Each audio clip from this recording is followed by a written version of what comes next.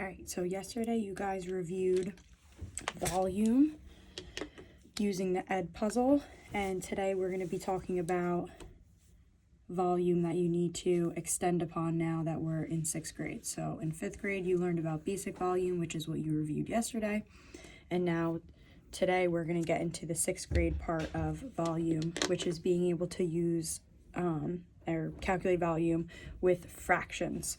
And the start of that is just calculating volume of right rectangular prisms with fractional side lengths.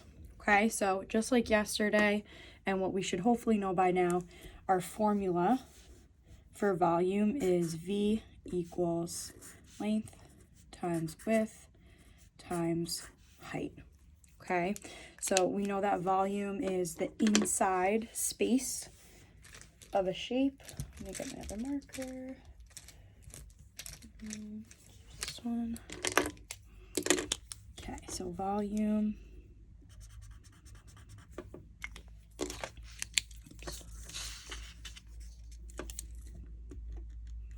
is how much space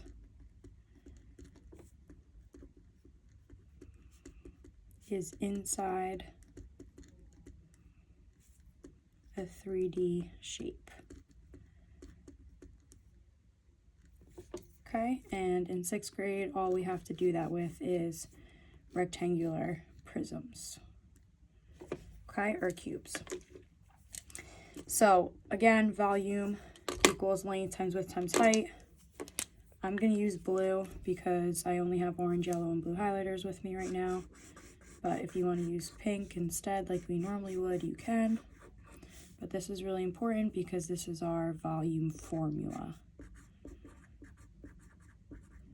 Okay, so very similar to area, the length times width, only now because they're 3D, we have that height too, which actually is going to get us to fill that entire space, which is what volume is. All right, so again, just like area, we're always going to go ahead and write our formula first. So we have volume equals length times width times height. In this case, my length is 3/5, so volume equals 3/5 times, I'm just going to put it in with parentheses, 1/5 is my width, and then my height, lastly, how tall it is, 5/4.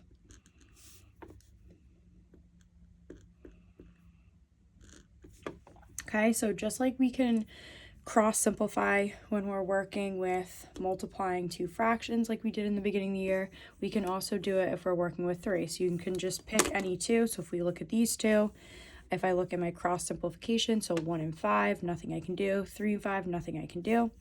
If I go across to these two, 1 and 4, nothing I can do, but 5 and 5, that tells me that I can go ahead and simplify by 5, which now tells me that this is 3/5 times 1 over 5 divided by 5 is 1. 5 divided by 5 is 1.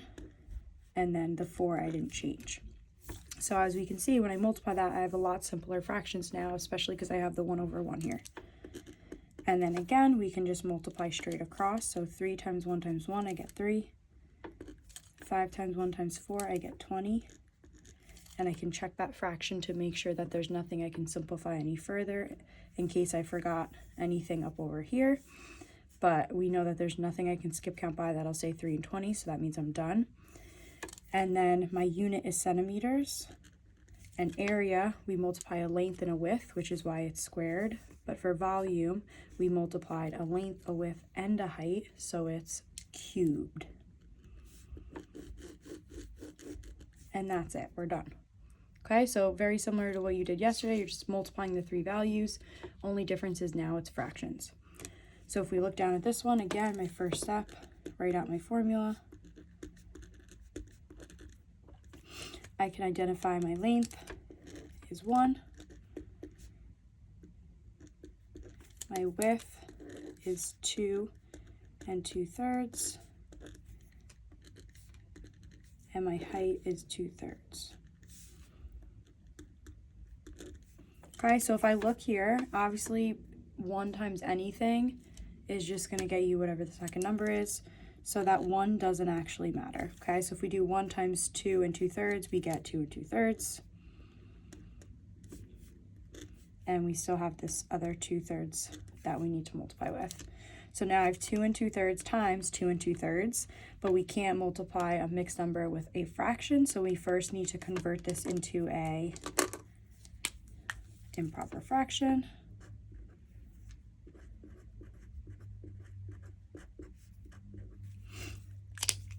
And we know we do that by multiplying our whole number and our denominator. 2 times 3, we get 6. And then we add our numerator. Plus 2 is 8.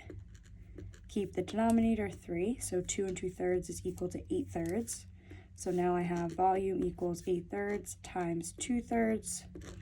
Again, I can look to cross simplify. So 3 and 2, nothing I can do. 8 and 3, nothing I can do. So I can just multiply straight across. 8 times 2, I get 16. 3 times 3, I get 9. And I can go ahead and convert that back into a mixed number.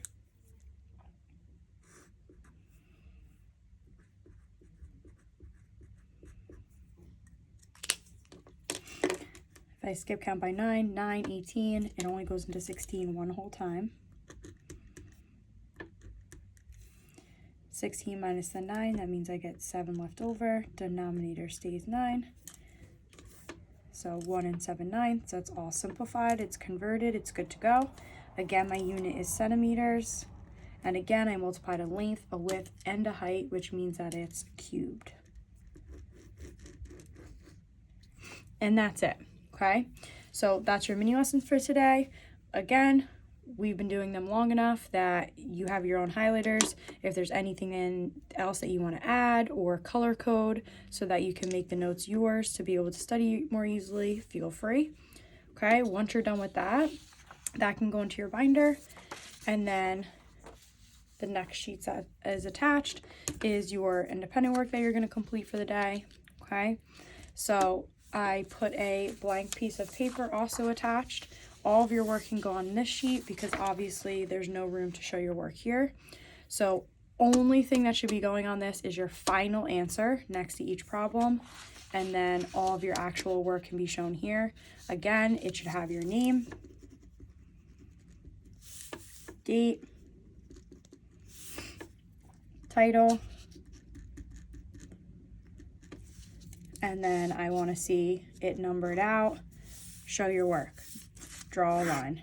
Next one, number it, show your work, draw a line. Okay, so use as much paper as you need, and you can also go onto the back. But I want to see a neat, put together, organized scrap paper. All right, so you are going to go ahead and do number 1. You can circle these because you're not going to do them all.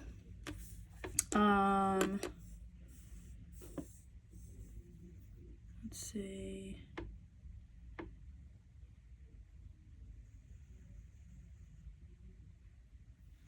Number 3 you can do.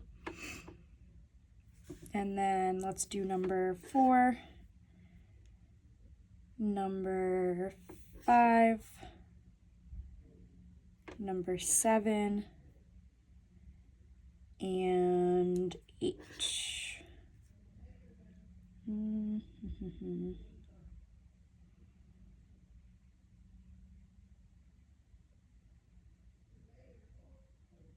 What else?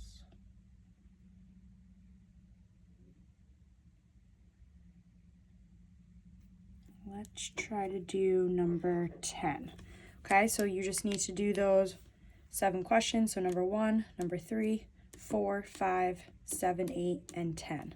Okay.